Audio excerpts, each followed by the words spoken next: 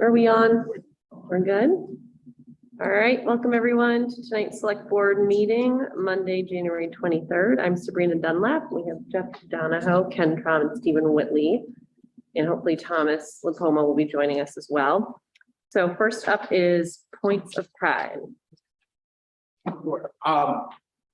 It's the end of the year, beginning of the year. So I just want to highlight Kelly, our finance director, closing out the year and getting everything done. This is the first full year with the new software, which adds a few wrinkles, not big, but it's different. Also, Karen is working hard to get the zoning amendments completed. Tomorrow night is the final hearing on the proposed amendments. Kara is kind of going a little crazy with the town report as that comes. And then really as always, as these storms come and come on weekends, and they're most of the storms we've had have been long duration, lack of sleep and long hours. Thanks to PDW, certainly employs a fire to move around. Yes, just thinking about them as I drove here. They've done a great job dealing with this.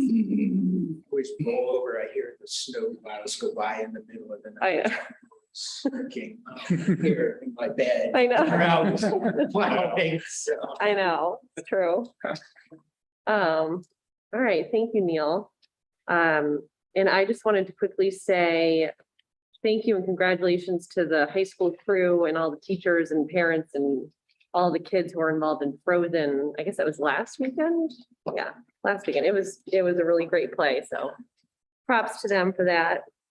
Was that one of yours, Ken? That was one. DPW Yeah. certainly was another. I also wanted to thank Paula and Lisa Metzger for getting pickleball going in town. I believe there are over 90 people signed up for it. Wow. And the Rotary was running the Citizen of the Year, and the nominations have stopped at this point. I can't say who the winner is, but there've been just a lot of good nominees in town. You know, It's just points of pride for the town. Awesome. Anyone else? Okay. All right. Next, we have administrative approval of the consent agenda. I'll move we approve the consent agenda of January 23, 2023. I'll second. All right, all those in favor? Aye. Aye. Anyone opposed? All right, approval of the public meeting minutes of January 9th, 2023. So moved. Second. All those in favor? Aye. Aye. Anyone opposed? All right. Approval of the non-public meeting minutes of January 9th, 2023, which are not sealed. I'll move, but note one change. Anna Wells did not motion to leave non-public session. A good catch. I don't know who did. I'll say I did. I'll check my notes. Okay. With that little edit, all those in favor? Aye. Aye. Opposed? All right. We don't have any public appointments tonight, which brings us to old business and the 2022 financial update. Sure, it's just sort of an interim update. We're pretty close to done. It's still kind of where we were, but pretty much all the expenses have been entered. We're wrapping up and we're working to finish the revenues and have that all set, but it ended pretty well. Nothing has really changed since last. So in terms of the fund balance, what's your estimate at this point of what the available fund balance will be? Still, as far as I think we had given, based on both revenue and income, revenue and expenses, we're in good shape. I think we're going to be higher than we predicted. And my recommendation is to talk about that later on the engineering for the lagoon, as I put in my notes. Right, and I don't think there's, at this point, more than that to use, nor would you want to use more than that. so we had estimated there'd be 610,000 available for next year, out of which we were gonna use, I believe, 400. Now, so now you're thinking it's gonna be at least 760,000? Yes. And other than the maybe 150,000 that's due to spending less than what was budgeted, the balance is just coming from unanticipated revenues. That's right. Revenues all came in very well, because they have been through the entire. Including from the state and the feds. Right. Okay, well, there was extra revenue from the state. But anything that came from federal was accounted for separately. That's not part of the fund balance. Those were grants that go specific to students. Okay, and I'm asking these questions in anticipation of the budget committee. Yes. Okay, thank you. All right, anything else on financial? Okay, so next we have town meeting information. I just wanted to point out the sheet I listed on it, the deadline, like the petition warrant article deadline is February 7th. Or to have you sign a warrant on the 13th. Public hearing, the budget committee public hearing is already posted in February 8th. And then the plan for the bond hearings is the 13th and the keynote hearing on 27th. So I just noted for the discontinuation of the dump road, all our buddy owners with evidence of mail have to, that's us, so that will not be hard to do. And Graves Road, I could not find a specific requirement to notify butters to make a trail. But we'll notify in writing, and Thomas has already reached out and talked to the main butters. Okay, great. Is the keynote hearing, could we not coordinate it with the bond hearing because of the timing? Yeah, Yeah. it didn't, unfortunately, it didn't, that was really your only meeting that would Yeah. fit in that 15 to 30 days. The bond hearing, I think, has a longer, window. Yeah, 60 days. And that is actually, I'm just realizing I meant to flag this. I think that is February vacation. Yeah, it is. So I'm actually going to be away that meeting. So hopefully we have a quorum. I'm also going to be away. If you're around that week. I'm probably around. Okay. No plans to not be here. Okay. All right, that's just something for us to keep in mind about making sure we have a quorum. You can look at that schedule and go forward or back a week. Yeah. Okay, Um,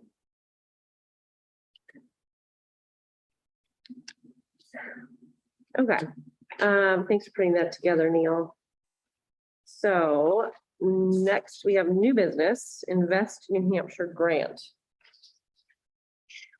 have that presented from Anna, and Anna's actually on if you have any questions. This is the housing grant. It's in your packet.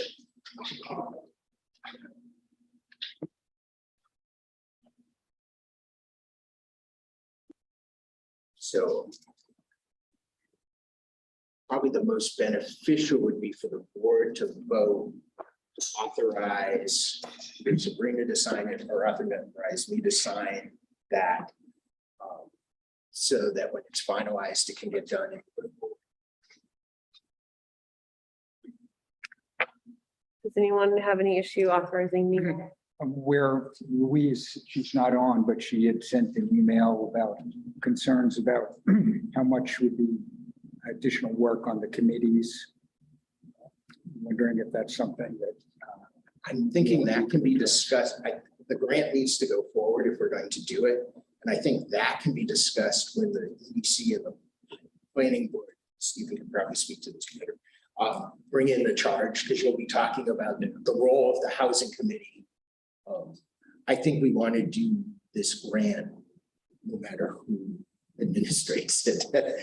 Yeah, I was gonna say that I don't think we need to resolve Louise's question before we apply for this particular grant, but it is a good point, and the EDC and the planning board are still in discussions about the draft charge for this housing committee. And the hope is to bring it back to the select board, I believe the end of February.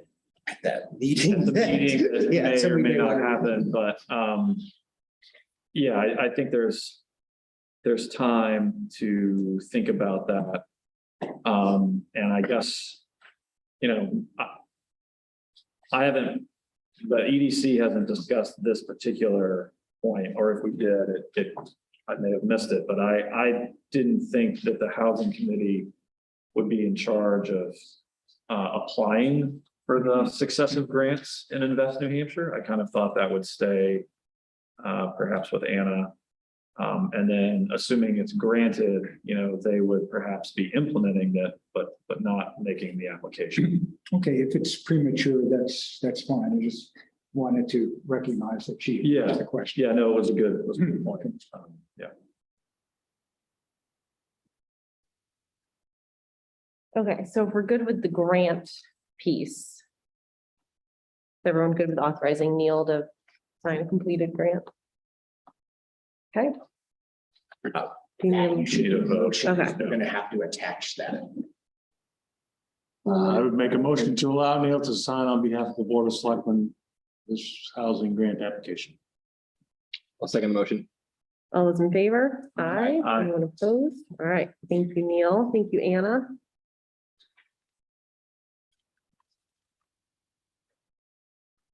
All right, that brings us to the 2023 town meeting draft warrant. And first up, we have Lagoon Bond. Yes, I guess both Neil and I can talk about it, and it did come up as a real issue of concern, let's say, at the budget committee. And they did have a straw vote that was 4 and 6 against. And I would paraphrase it as the main concern is just don't have enough information at this point. And Neil was going to collect more information and try to figure out an alternative approach as opposed to a bond now. And I think in his memo, he did a great job of, you know, explaining where we might go instead. You know, Neil, if you wanted to get onto that. Sure. Pull that out, just- So in talking to the engineers, it is frustrating that we don't have as much information as we want. So my recommendation is that the bond actually not go forward this year for construction, that the design, engineering, construction engineering costs put into the budget, a new line, like solid waste for the 150,000 to be offset by fund balance. And does a couple things, does a few things. Then if we need a bond next year, we have much more information and it's clear what the project is. Forward. DS, as long as we're moving forward, should be okay with this. And we also want to work to, if we can also include the removal of sludge from the wastewater treatment plant, that could save us literally $1 million or more by doing that. And so it seems like it would move us to wait. Initially, we weren't sure we were going to be able to wait. And certainly we want to deal with this as quickly as we can, but we also want to make sure it's done right. And the 150,000 would theoretically be going to the design engineering and construction engineering. Correct. So that if all these numbers turned out to be correct, the amount of a bond would be less than a year from now. That is correct. Okay. It also gives us more time to work with, to get grants to help cover this, or low interest loans through GDS. I did add to the original memo, I received an update from the engineers to sort of give you a sense of timing. Design engineer would be basically from town meeting, and some of that would go until February of 2024. Construction engineering would be done and really completed in July, and then construction would take place. The construction, which is the capping and all of that, would take place between April and November of 2024. And the 150,000, does that include Webster's share, or that would be another 50? This is the full amount. So we would actually up the revenue. 25% of that would come from that. I'm scheduled to have their board the first Monday in February to go through this, depending on what you do tonight, to bring them totally up to date. So.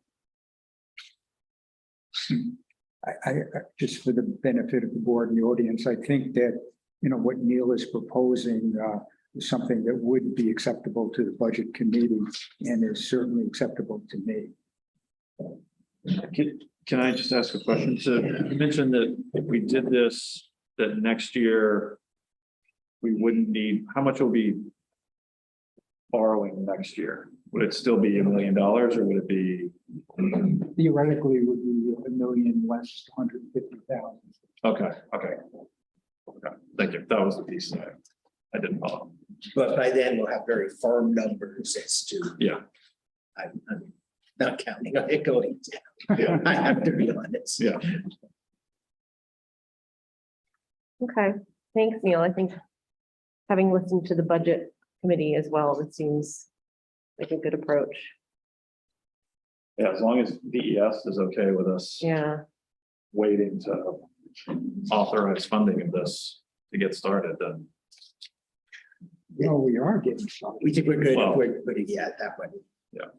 that's true. We're doing the engineering. Yeah.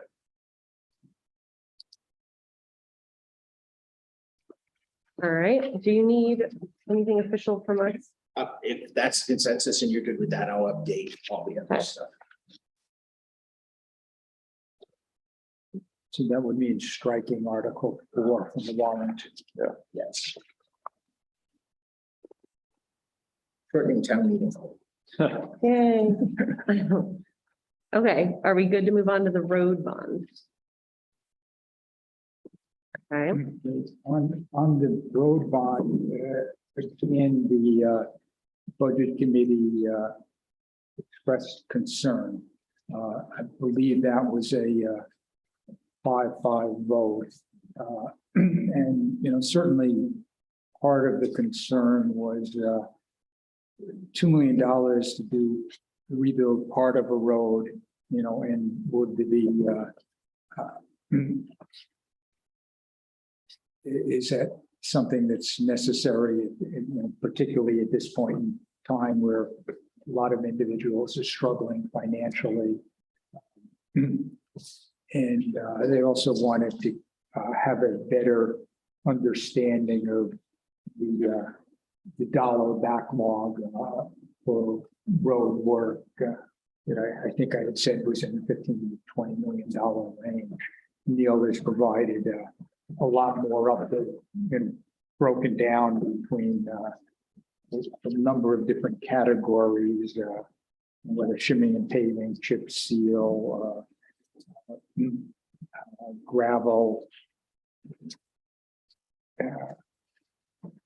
and then the rebuild. And the rebuild is probably sort of the real big dollar number there.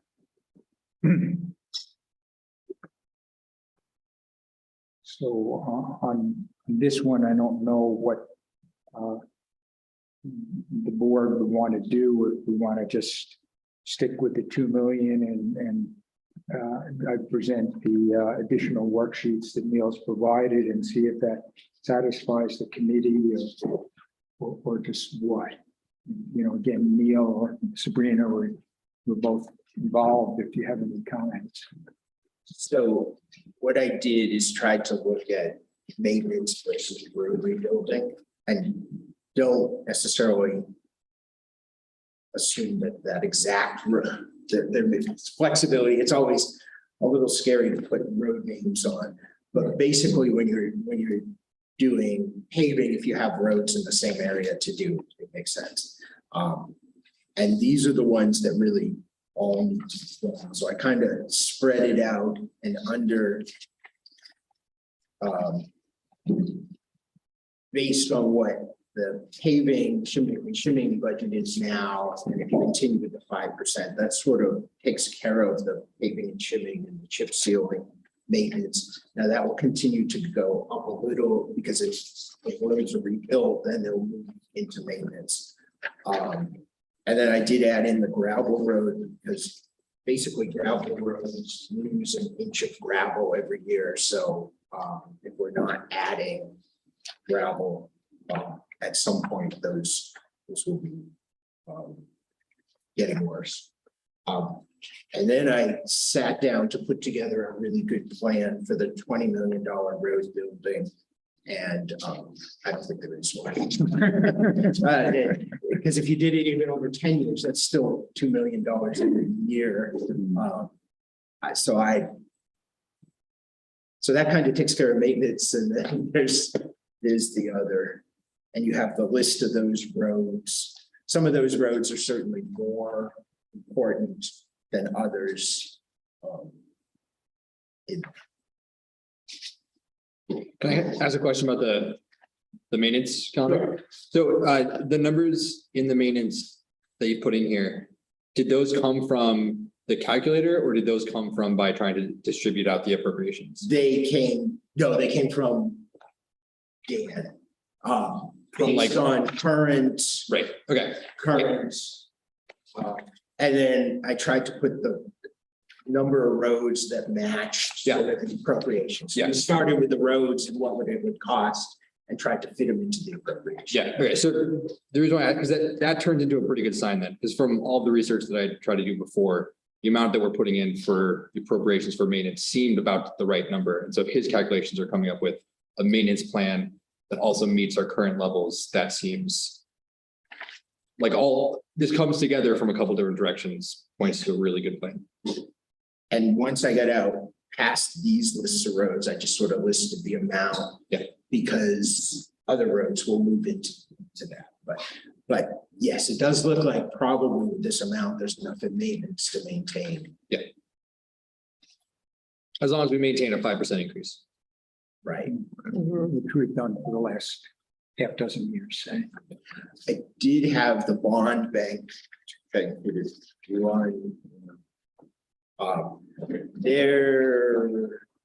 their bond that went out, most recent bond came in at 2.71% in the bond. So I thought, oh, good, I'll have them run it again, but they are still using the 5%. So nothing really changed there. And I think that's probably realistic. That's what we've been using right along.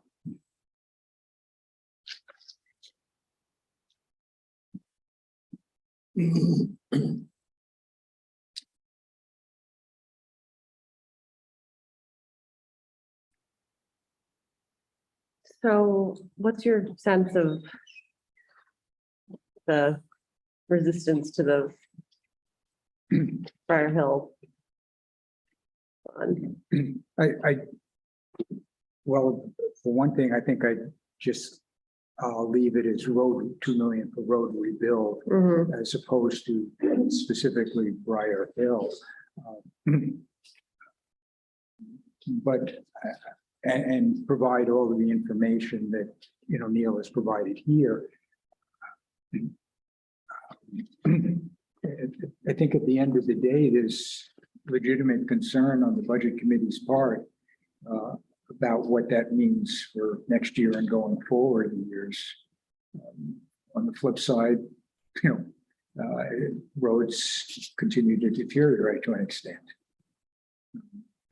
I would remind Thomas that if we go with the bond, he's the one presenting.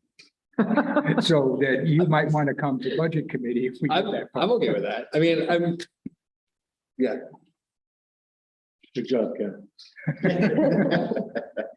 Is there concern among the budget committee that if we do this year, that we'll be coming back to town meeting almost every year to ask for another $2 million bond to rebuild another road?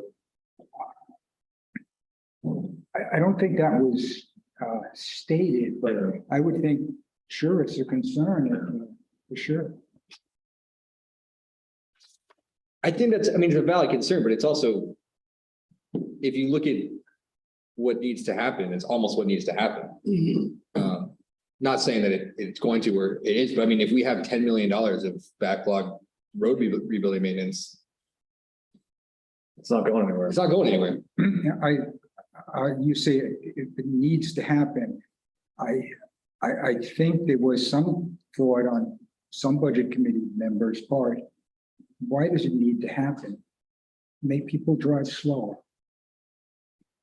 Right, I heard that. So I guess I'm trying to dig deep on the meetings we had talking about Briar Hill, for example.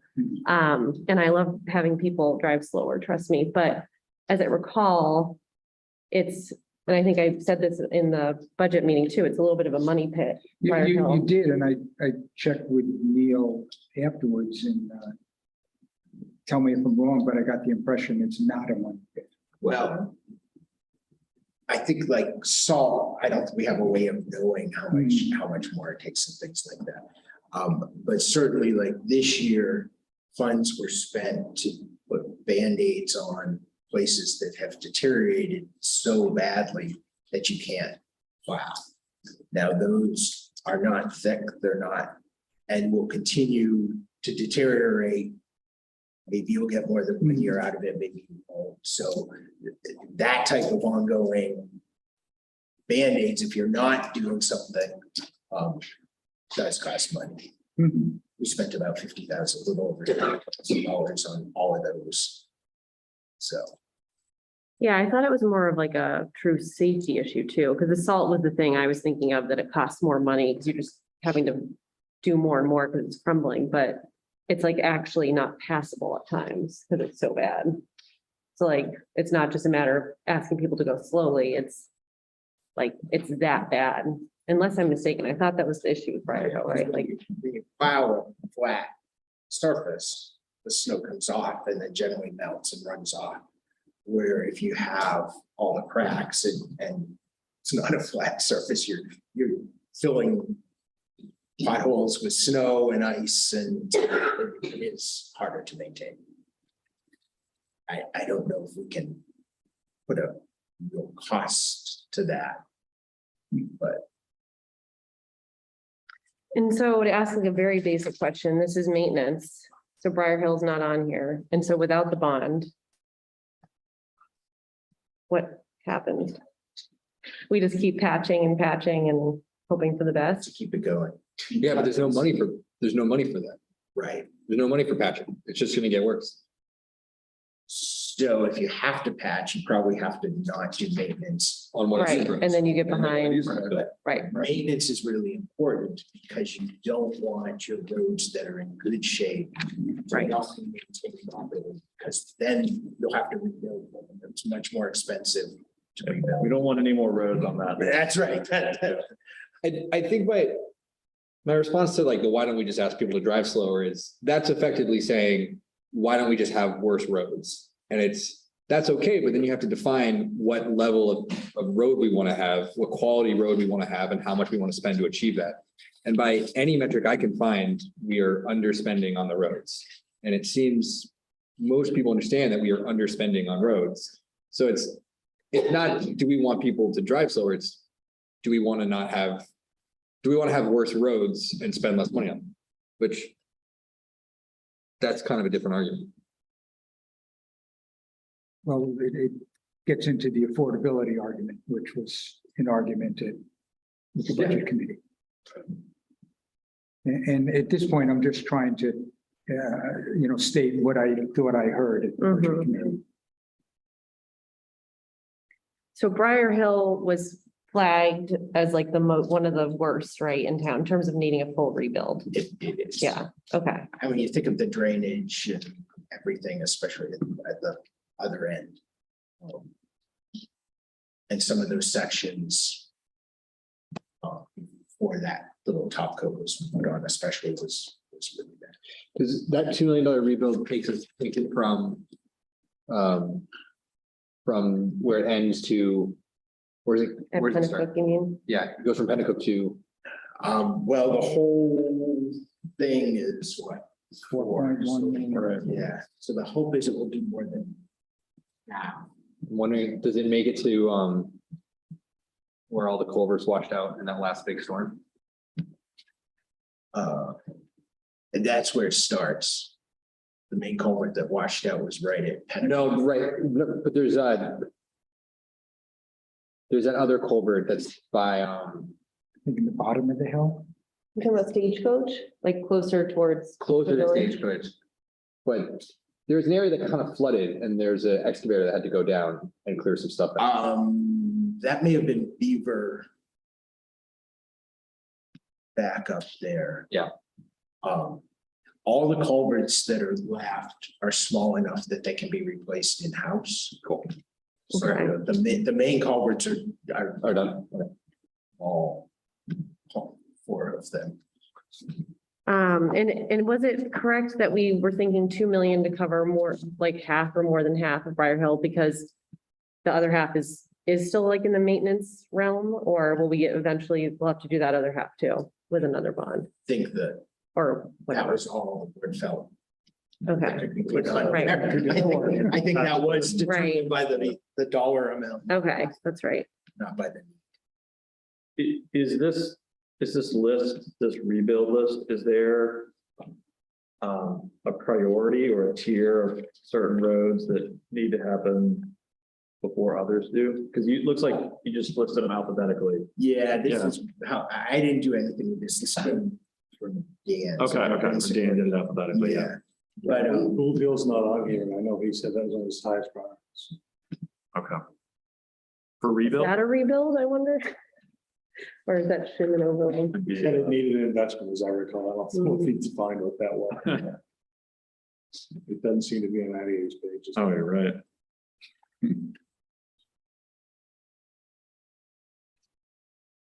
must be a lower tier out. But so Neil, I guess I was asking if there are certain roads on this list that need to be addressed before others do. They're definitely. Dan would say they all need to be addressed. Certainly, I know. certainly, Briar Hill is that top. one. Okay. And I can. Work with him to try to get a better. Sense of what order he would put that. Yeah. What's the top five? So, yeah, at least the That would be top five. helpful, yeah. And I think some of these, you could decide. You didn't necessarily. They have less traffic, so you Right. didn't necessarily, they're not as top priority. Briar Hill is in bad shape and it gets a lot of It's traffic. heavily traveled, yeah. As well as a couple of others on here. I guess I worry about the rising costs to do this work that we know needs to be done if we don't start chipping away at it. Mhm.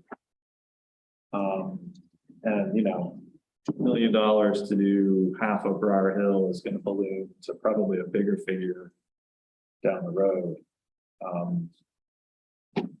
Which doesn't really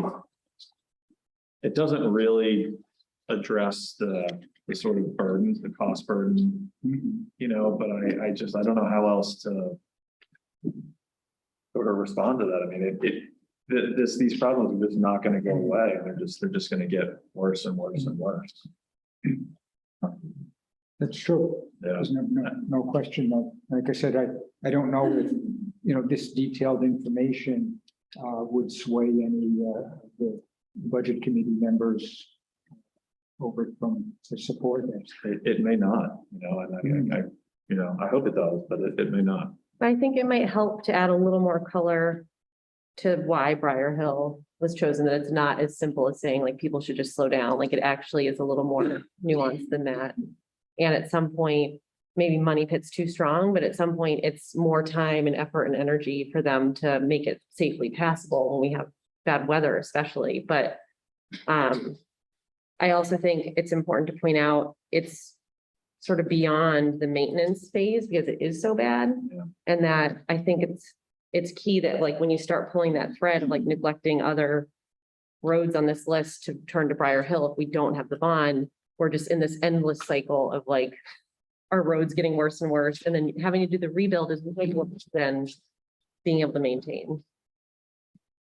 The other thing that I would just throw out there is that at some point, the roads get so bad that it becomes a liability for the town.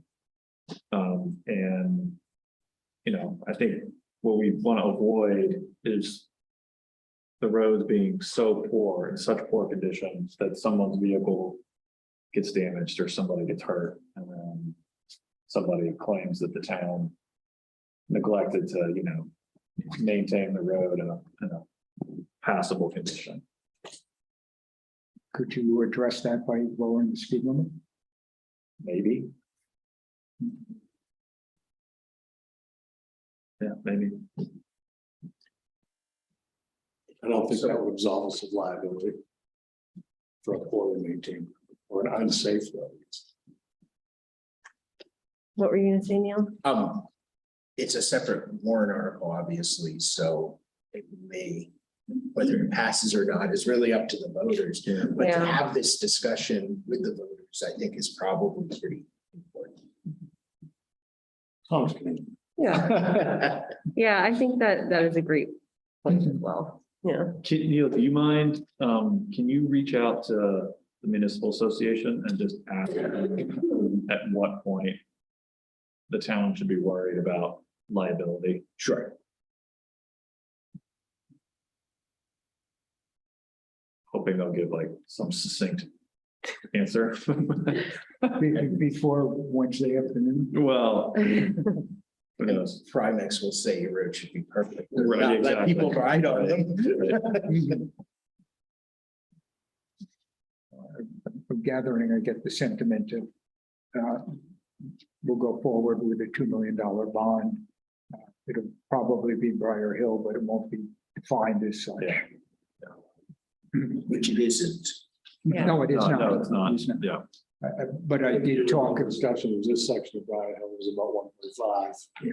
Another 500,000 for Dan to address, you know, critical issues. You do that. and when I explained to the budget committee, I was talking about Briar Hill.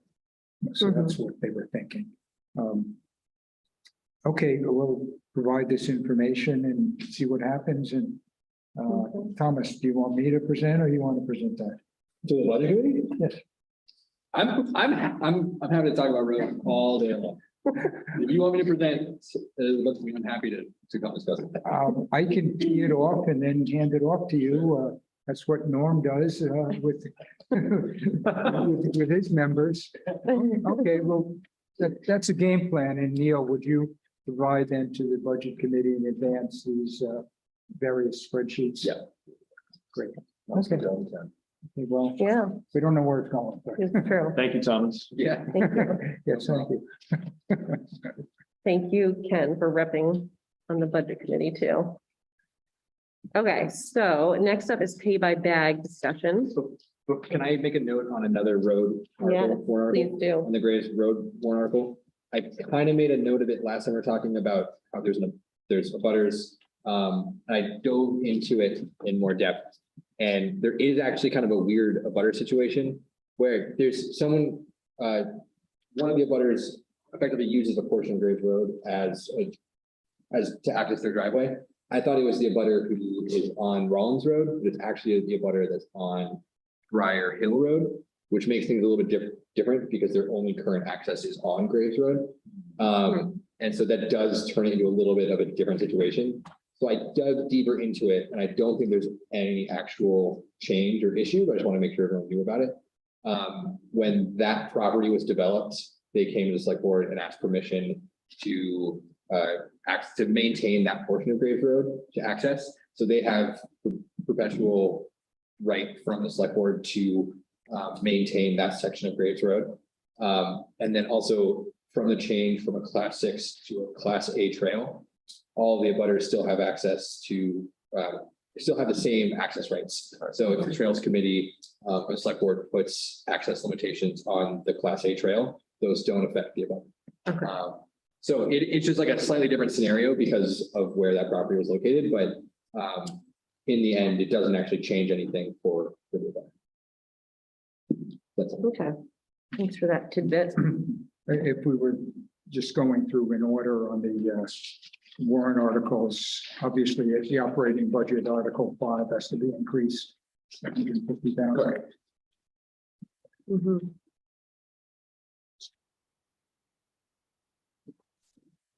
Okay. So last meeting, I mentioned that I was trying to connect with waste reduction before we did anything on green bags. And I did go to their meeting last Thursday, and I talked to Bonnie and a few other people. And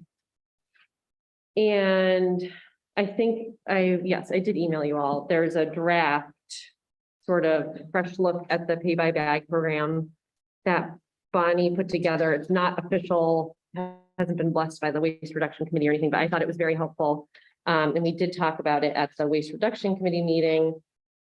And there's a list of 11 so far sort of recommendations for how we could like improve pay by bag, or I think sort of like revisit some of the things that were originally done back when it first went through.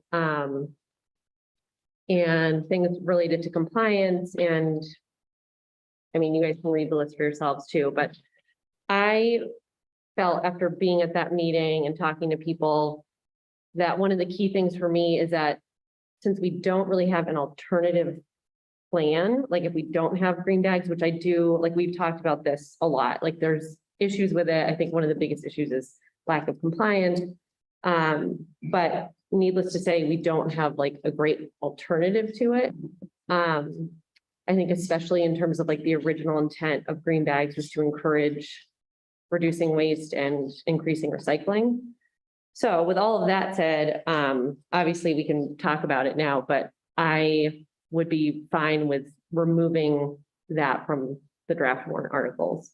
I do think we need to have the one on here that just generally says the select board has the authority to set the price, because we have not had the authority or been able to change the price since it started over a decade ago. So I do think we need to try to get that authority, but in terms of the actual program, I felt like there was enough in here of things we could do to just like give it another good try that I'd be in favor of taking it off, so.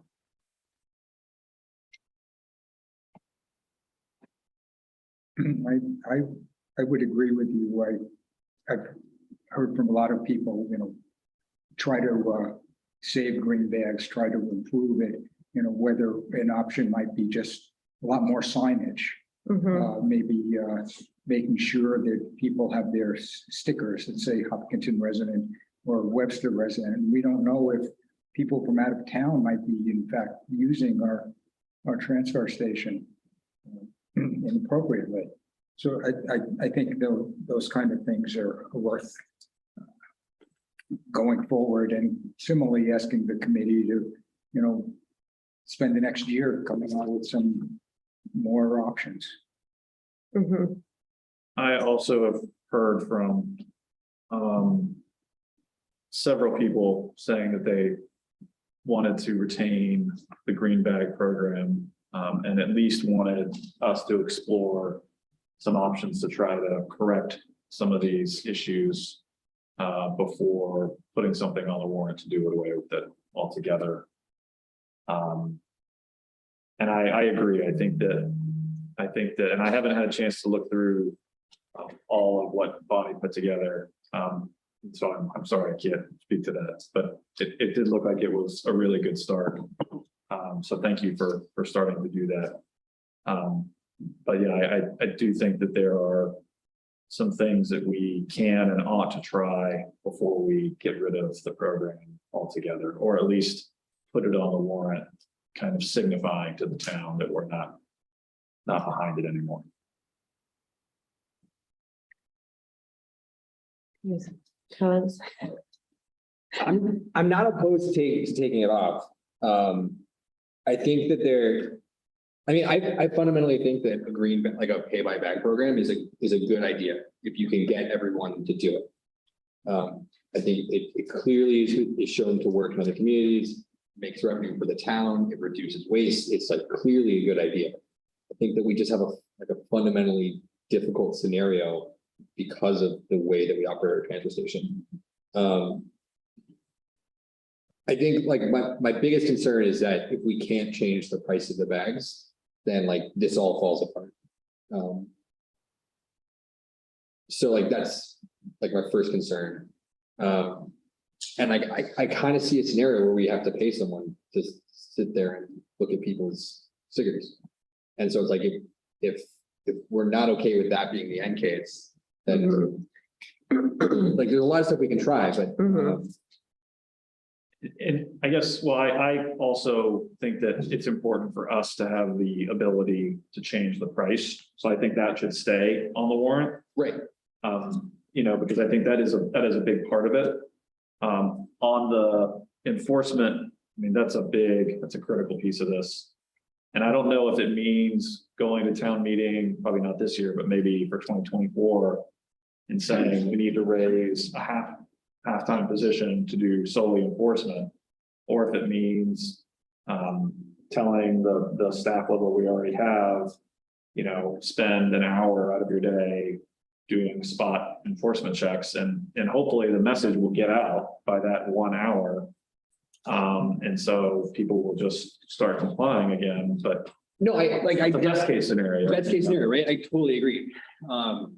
There's no problem hiring someone, like we could hire someone to sit there full time and do that, because then we would pay for it through the bag fees. But if we can't change the bag fees to cover that cost, then what's the point of the thing? Could you, I know we've had a lot of discussion about the bag fees, but why don't you explain again why you think that the bag fees are so critical? Because if you use green bags, you're saving the town other expenses. So from all the other examples that I've looked at, the purpose of the fee is to be greater than the cost of the actual waste removal. So it's effectively an increased tax on the amount of waste. That decreases. So first of all, that means that every bag that we're throwing into the hopper, we're actually making money on. And second of all, it also reduces the amount of waste that we're throwing into the hopper because the increased tax incentivizes people to waste less. And if you look at the flip side, every time somebody uses a green bag, you get a revenue. If they didn't have a green bag, they put it in the hopper anyway, you're still incurring the same fee for removing it. Right, but at the end of the day, those are the same thing. It's just whether or not they're coming and buying bags or whether or not they're paying for it in taxes. Either way, it's still a tax. It doesn't, whether or not they're paying for that tax by purchasing bags or paying through it on a property tax, it's still a tax. And if they're paying for bags at every level, it's incenting them people to recycle. Yeah, absolutely. Anyway, Right. so I guess I'm not following why there's the need to increase the rate for the bags. Well, so for example, if we had to pay someone to sit there and, Well, you're going to a different step that might be next year. sorry, what are you saying? Like, first of all, why do I think we need to be able to increase the bag price? Yes, Well, I mean, doesn't it not even cover the cost right now? cost of what? So according to Neil's calculations last time, just tipping fee plus the cost of the bag should be Well, one. this would have to cover tipping fees, because if you don't use a green bag, you're gonna have tipping fees anyway. Right. As long as it covers the cost to the town of buying the bags initially. Yeah, okay, so that's true. As long as we're not losing money on the bags, then fine. But then what's the point of it? Well, at that point, all we're doing is selling bags. Where we're incenting people to recycle, which is the original. The cost has to be greater than what it would normally be. Otherwise, we're not incentivizing anything. The cost has to be greater than the cost to purchase a bag and get rid of the trash. And if the cost isn't greater than that, then we're not doing anything to incentivize recycling. Because that's your baseline cost. Your baseline cost is how much it takes to remove it and the physical bag. And so if the cost isn't above that, then you're just at your baseline level. And all you're really doing is separating, you're saying, we're not gonna raise all this money from taxes, we're just gonna have each individual person pay for their very specific amount of trash load, which, And you're ignoring the increase in recycling. no, I'm not. I mean, decrease in trash is increase in recycling. Yes, right. I agree with that. It's I just, think what would have been set an incentive 10 years ago, the price of bags, isn't necessarily an incentive now to separate. and How much are the recycle. bags? What was that? How much are the bags? They're what, $1.75 and $1.25. yeah, and we buy them for 32 cents and 69 cents. So our price is half of what Congress is. And for most of the examples of other towns that I've looked at, generally, the way they set their bag price is about double the cost of disposing of bags. I'm not saying it has to be double, I'm just.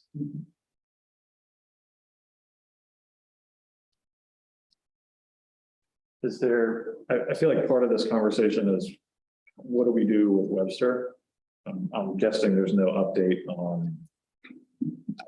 Well, I'm presenting this in meeting with their board. They, because of the way things are set up, they don't have any people right now to go on the refuse disposal, but they are interested in relooking at, this is according to their town administrator, relooking at the 1975 agreement and really probably hashing out how better this relationship could work. I mean, that would. I think this is part of that. Yeah, and I said at the Waste Reduction Committee meeting, I've actually never really engaged with the Webster Select Board. I don't think any of us has, but I think it's at least worth a conversation about this, because we haven't really had one with them. So. that's We one did thing. years ago when we were talking about the solar array. But that was, years ago, and it was sort of a side topic. Yeah, okay, I think reaching out to them would hopefully sort of spur some more and actually productive conversations. yeah, yeah. Great. Yep. Okay, so it sounds like, we probably. I'm maybe not unanimous, but I think we're probably majority would vote to remove the rescind article, but I think keep the article allowing us to increase the price. Yeah. Okay. Yeah. And again, I'm totally fine to take off the removal article. Yeah, I'm okay. I'm very concerned about a scenario where we can't set the back. Right, yeah, I get Yeah. that. So, if everyone's okay with it, I was thinking we could move public comment to now. So if people have, if they want to talk about any of these warrant issues, now would be the time. Is everyone good with that? Okay. All right, so, two hands here, but if you could come up, because, the mic is Jeff's moving the mic.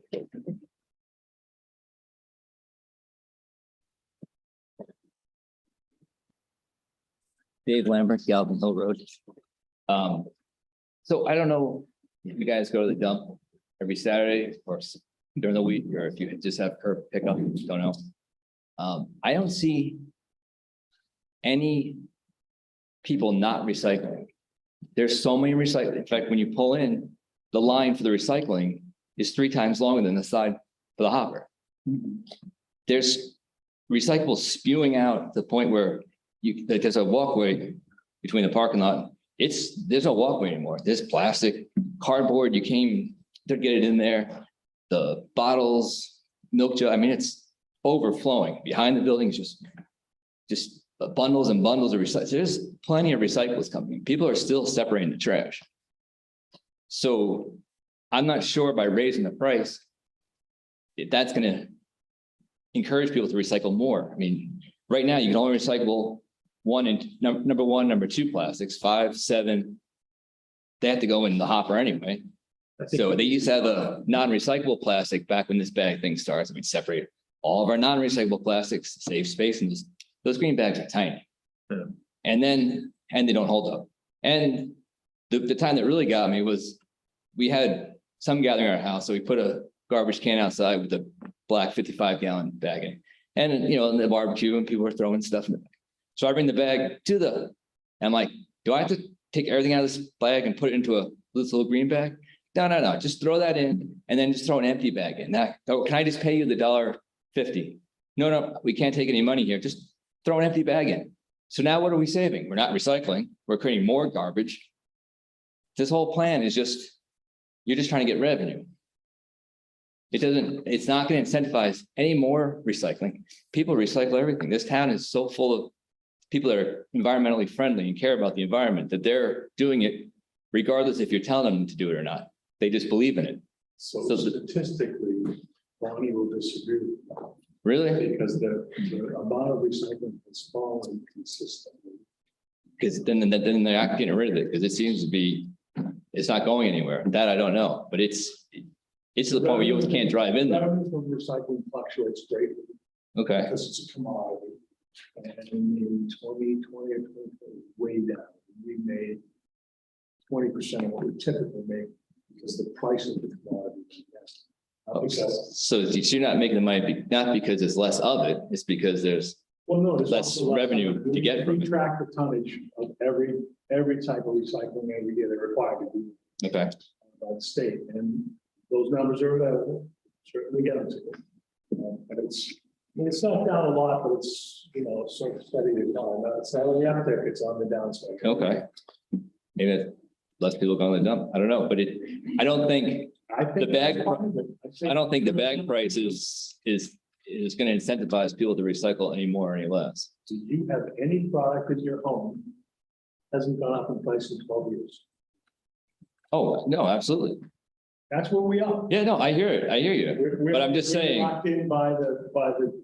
I'm just saying, I think Back in the day. the green bag it's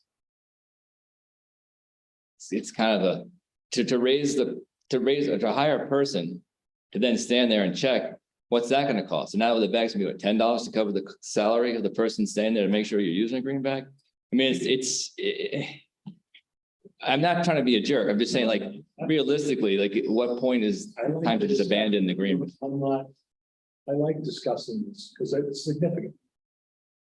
Part of our issue is Webster. Right, They're not required to use green bags. Many people in this town pretend to be from Webster. There are people who moved here the last 5 years, don't even know what a green bag is. Because it's not explained to anybody when they come to town. That's our fault, or the transfer station's fault.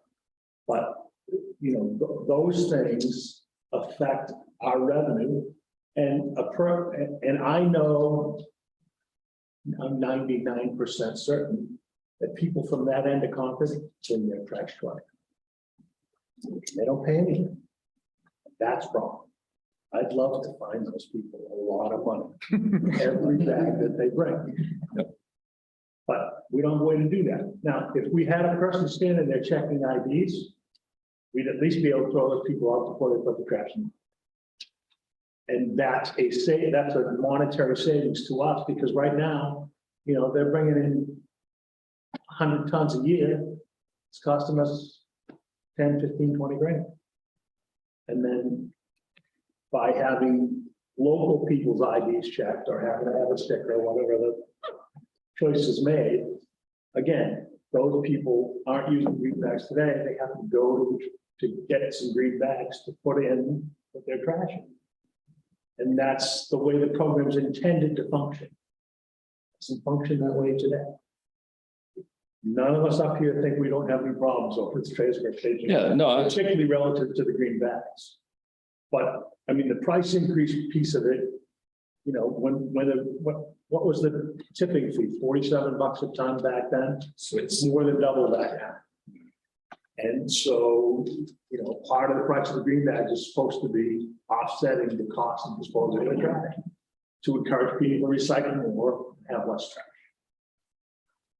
I agree, there's a ton of stuff over there, particularly after Christmas. The cardboard thing is out of control. oh, it's all year, I mean, it's all year round. It's not Well, seasonal. it's certainly worse in the last between December 25th and the middle of February. But it's certainly not a perfect system. Part of this discussion here is how do we make it better? I don't have an answer at the moment. Yeah, I was gonna say, I agree. Like I've said some of the exact same things you've said, like I'm gonna recycle regardless of the existence of green bags. I think a lot of people are that way. And I agree with Jeff, it's not perfect. Yeah, so like, I don't think any of us think it's perfect. And I guess I'm just in a place of like, with no clear alternative, there are things we could do, I think, to try to give it another chance, like educating people who are new in town, who have no idea it even exists, and like resetting expectations with people who have lived here and should know that they should be using green bags. I think there's some stuff we could do to give it another try. But I appreciate your comments and they're well taken. Thank you. Thank you. Thanks. Okay, I saw your hand go up, but I don't know. You did. Okay. Sure.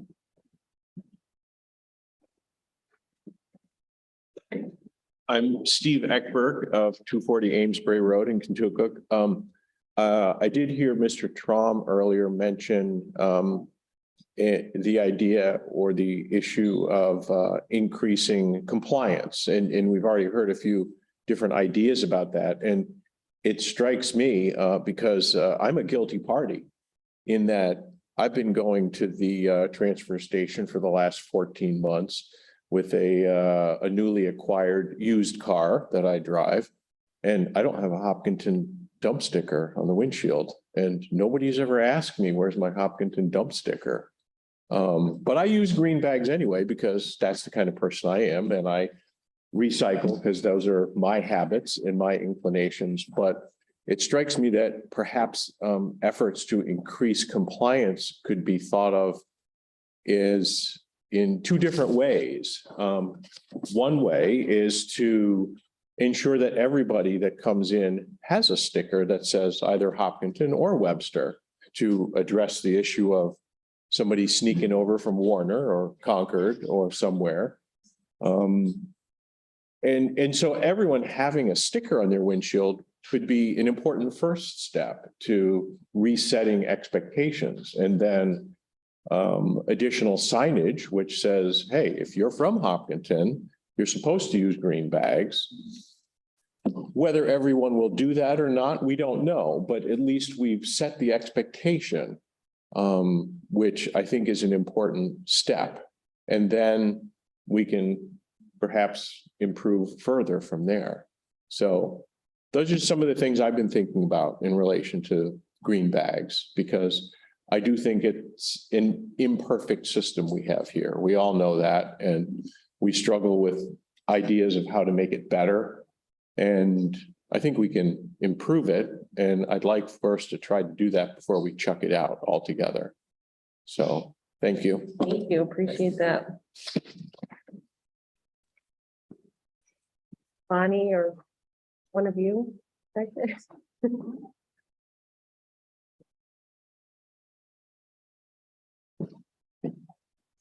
Good evening. My name is Meredith Hatfield and I live at 68 Apple Tree Lane. And I will try to be brief. I agree with, I think, most everything that Mr. Eckberg said. Thank you for pausing. Please don't get rid of the program yet. I am willing to volunteer, support Bonnie and the committee to try to see what we can do to improve the program. I do think that educating people about the cost of disposal is a really important piece of a green bag program, and it has increased a lot. And I think there's an increasing understanding in New Hampshire about the fact that we are becoming the place where New England's trash comes, and that has many environmental and health impacts, including those related to PFAS and the sort of connection between waste disposal and PFAS. So I think there's a lot that perhaps volunteers in the town could do to, raise this issue with our neighbors and talk about why it makes fiscal sense, but it also makes environmental and public health sense. So thank you for slowing down. There are a lot of people here who really deeply care about this. So thank you. Thanks for listening. Thank you for your comments.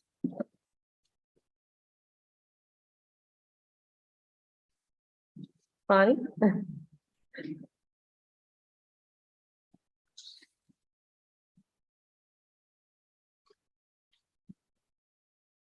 I'm Bonnie Christie, 302 Smithfield Road, and I'm the chair of the Waste Reduction Committee, and I'm on the Hopkinton Webster Refuse Disposal Committee. A few things. I'm sorry, I couldn't hear your name. Dave. I just thought it might help the discussion to add that we all think that the bags are just part of what needs to be done. The overall goal is to reduce our waste load because it's getting more and more expensive and it's bad for the environment. And the bags are just one part of it. So there's that. The other thing is that we do track our recycling rate from year to year. We get the total amount of waste, and then we see what percentage of that total amount of waste goes to recycling.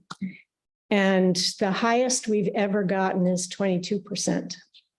Last year, we were down to recycling 13% of our total waste.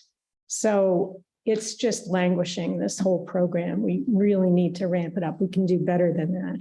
And statewide, the recycling rate for municipalities is between 25 and 27%. And that's in the state's biennial report on solid waste management.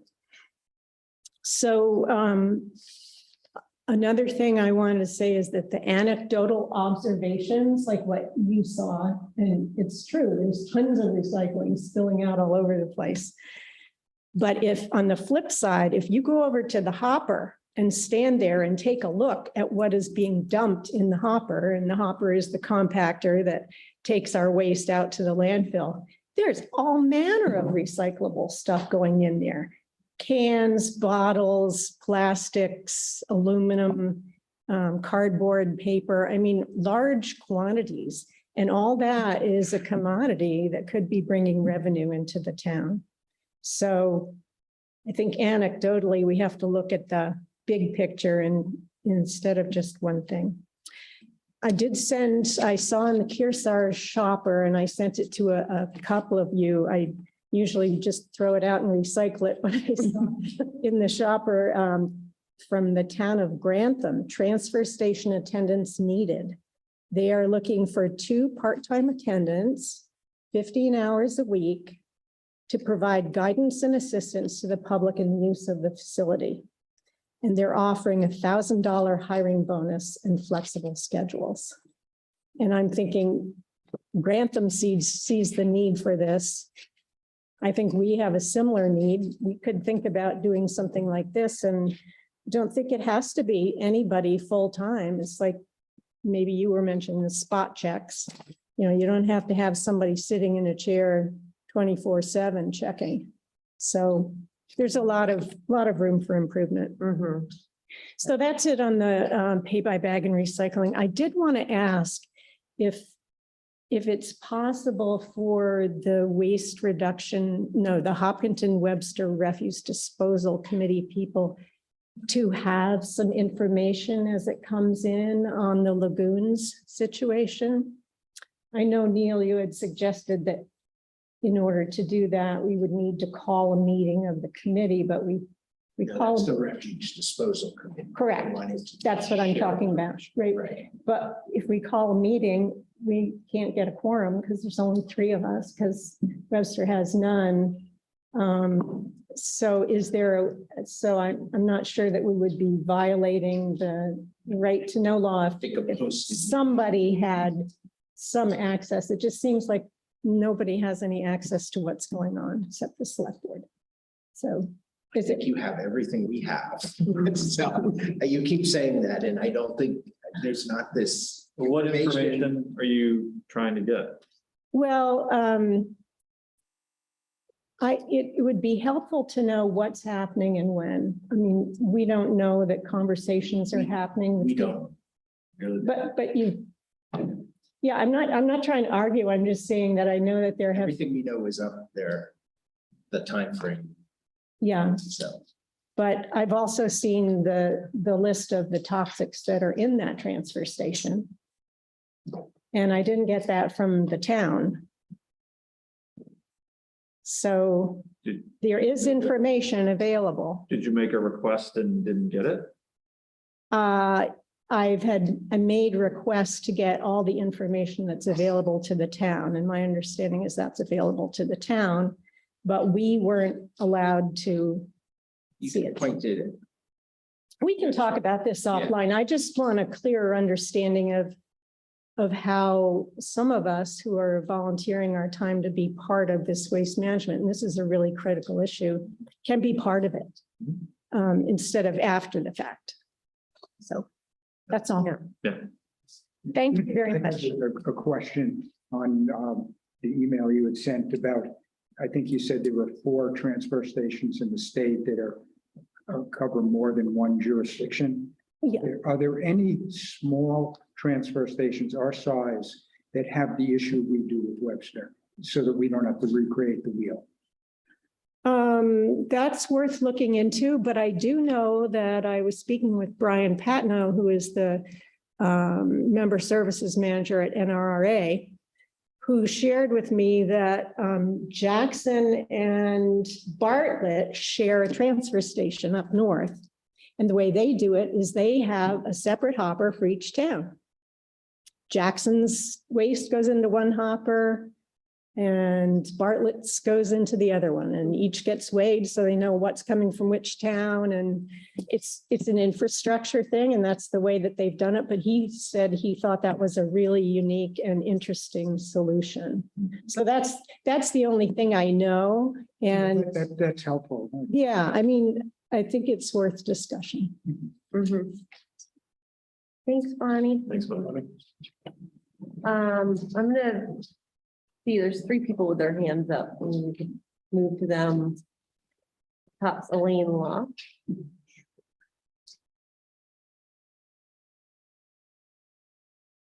Hello, can you hear me?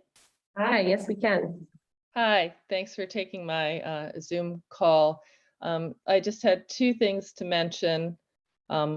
One, because I feel like one will come after the other, that if you stop people because they don't have a sticker, they're going to say, how do I get a sticker? And I didn't know if I could suggest that maybe you could simultaneously check someone's license and offer them a sticker on the spot, or if you will blast out through Susan Covert and other people ahead of time, a reminder of how to get a dump sticker.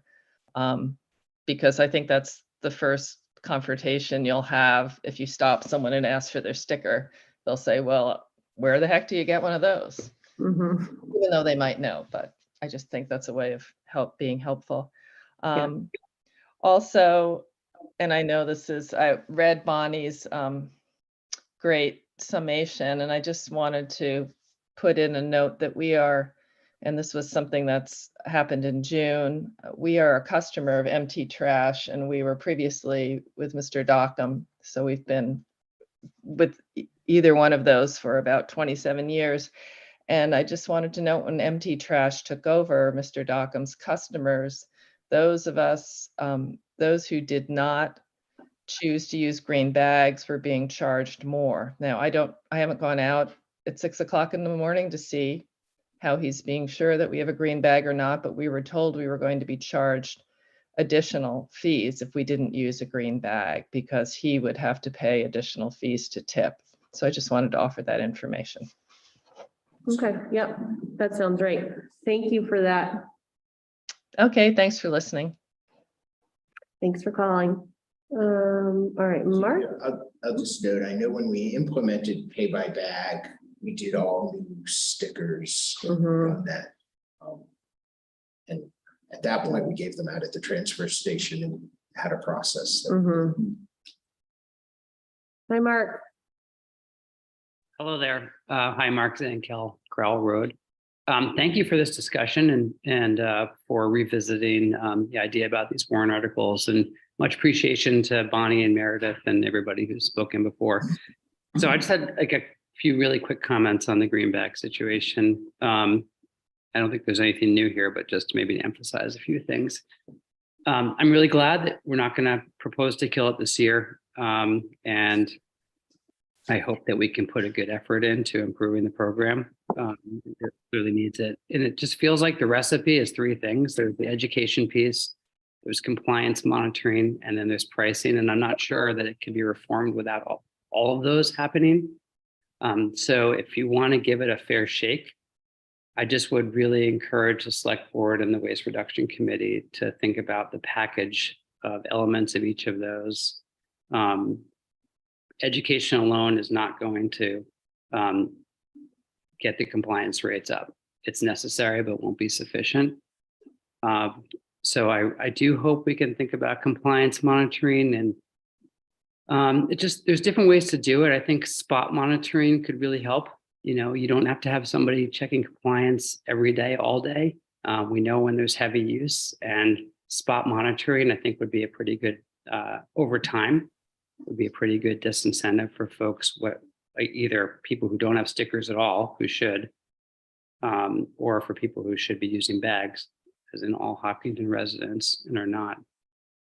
So just would advocate for a real look at what kind of compliance monitoring we need to drive up the usage of these. And I know in some other towns also that there are systems around using cameras and license plates.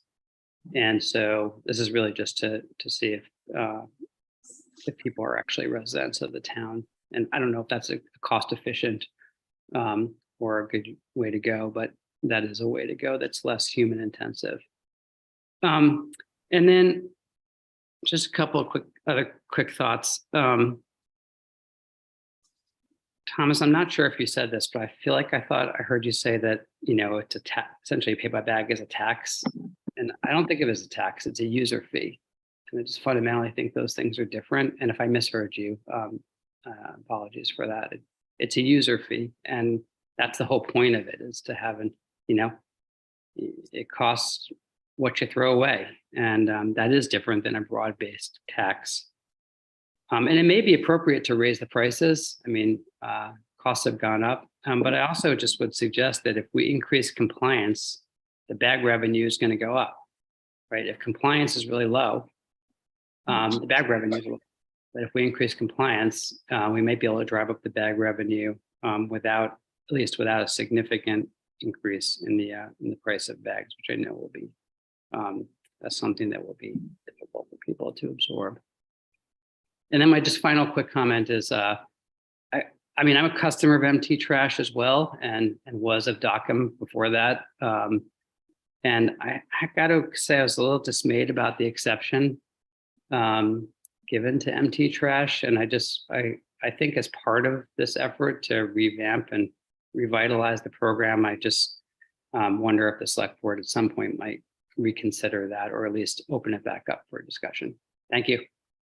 Thanks, Mark. Just a note on that, because I think it goes back to what Ken was saying about a user fee versus a tax. And I would agree that if the bag price is set to cover the cost of the transfer, then it is just user fee.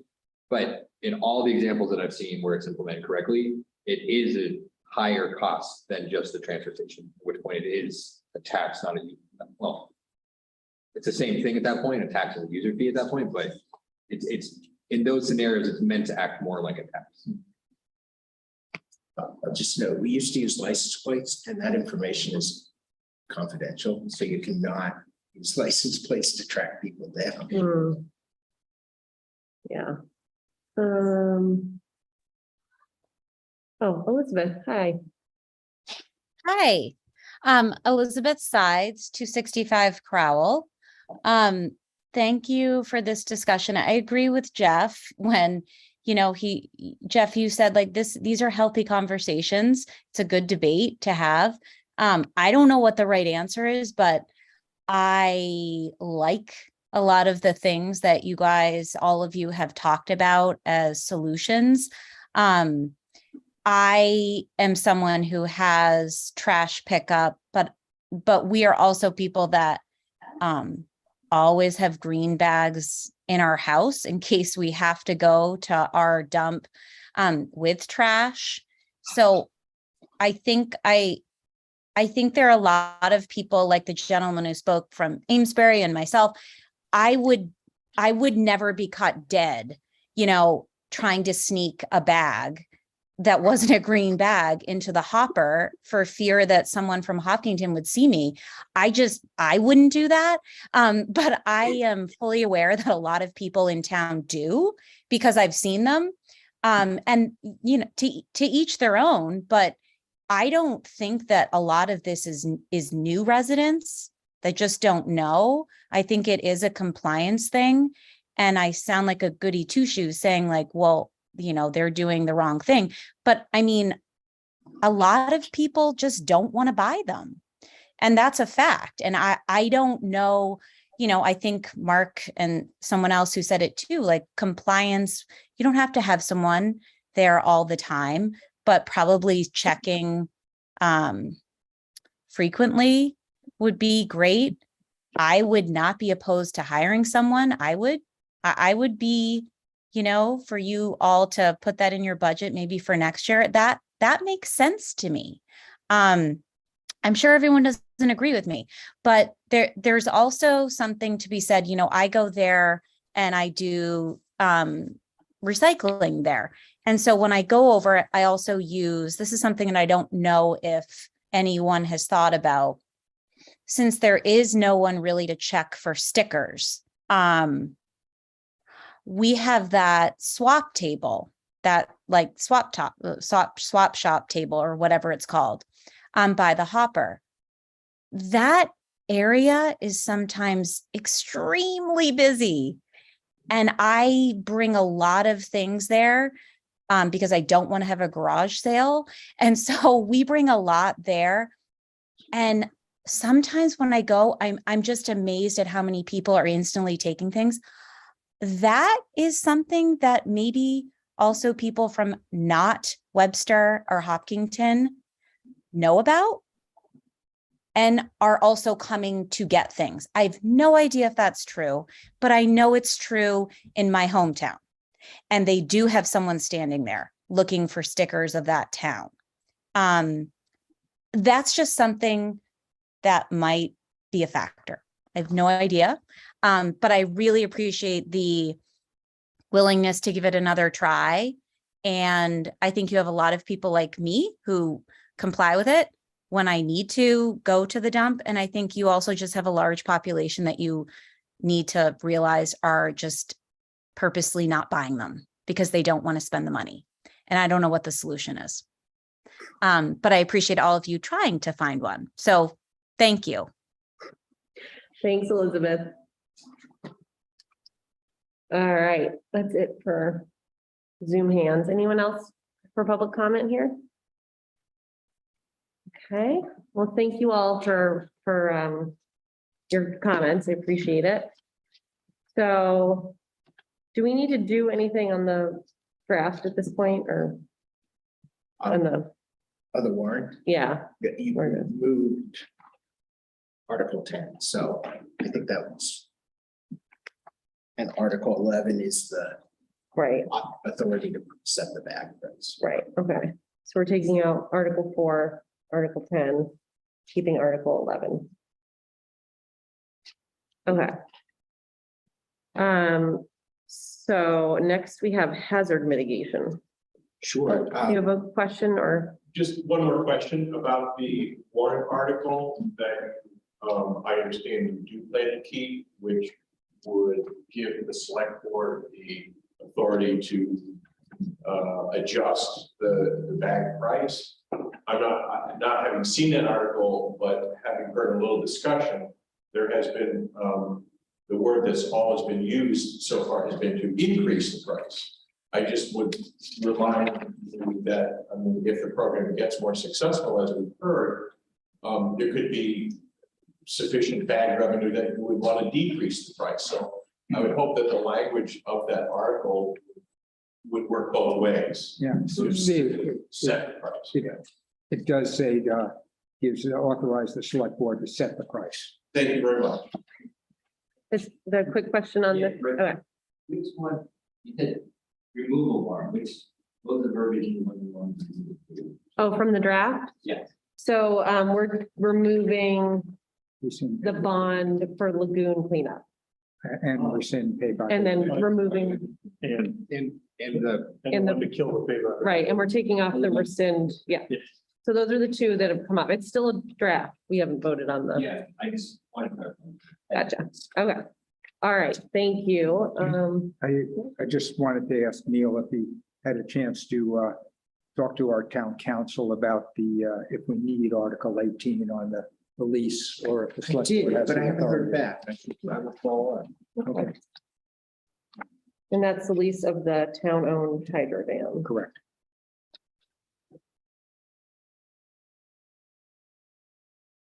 Okay. So next we have hazard mitigation. Sure. So every 5 years, we have to update our hazard mitigation plan. So that process is starting now. We signed a grant. We received a grant from Homeland Security. Central New Hampshire Regional Planning helps us with that. They provide somebody to help walk us through.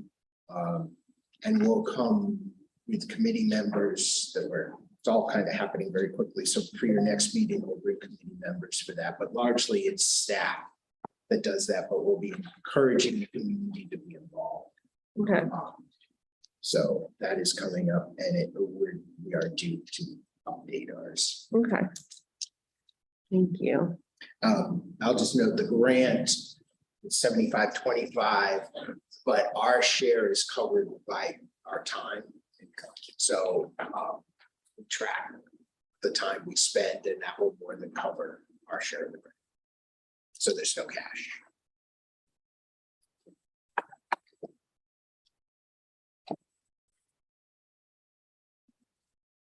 All right, anything else in hazard?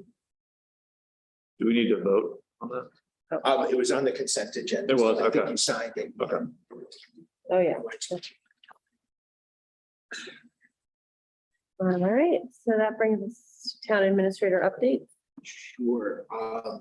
The budget committee has been keeping us busy. You have a minute taker, but their meeting was 5.5 hours of detailed information.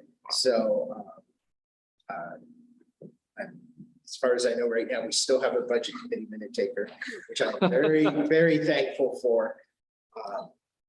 It's the time of the year we're doing employee evaluations. Included in your packet is the one you need to do, which is mine. And the rest of us are doing ours.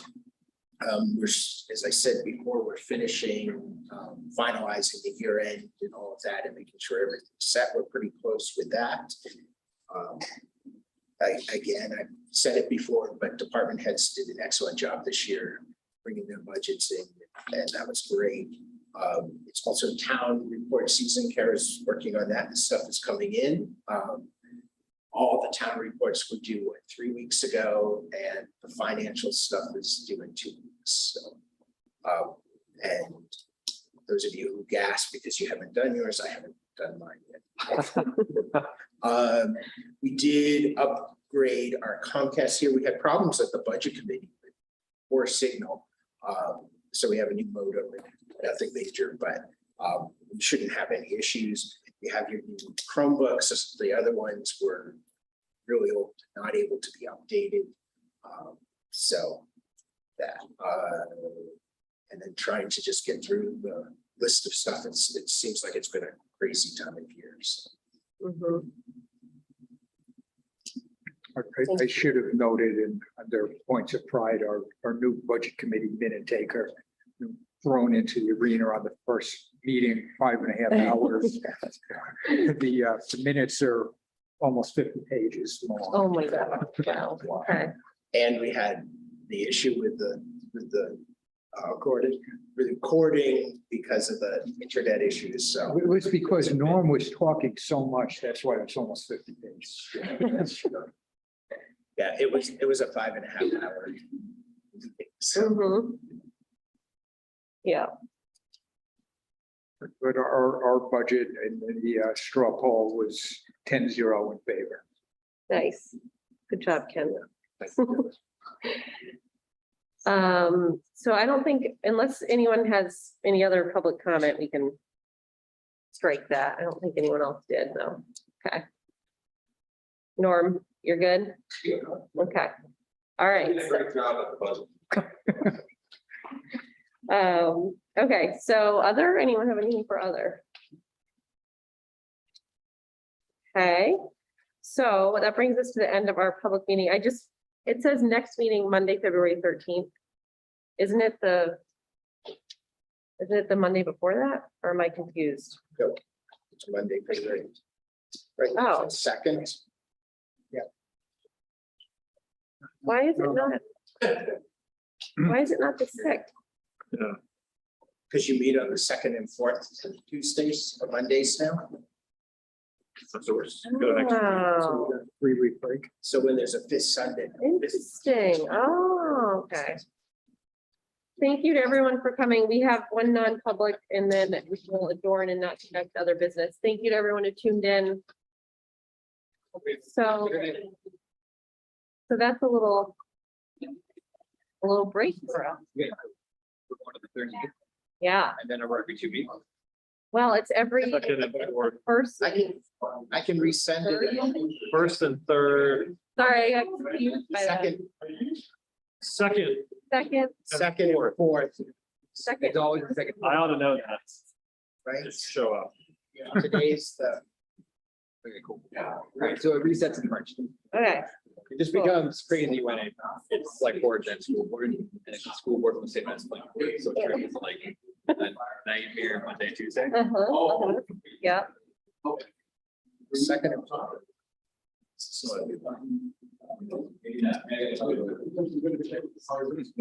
Well, I assume that's the date that's in our annual schedule you were provided. Yes, yeah, you voted on that. Yeah. October.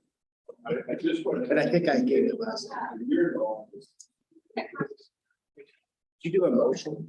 No, so Move we go into non-public session under RSA 91A 3, Roman 2, little c. Second, all right, Stephen, yes. Ken, Yes. I mean, yes. Yes. Yes. All right, we're going into non-public. Steve. Steve.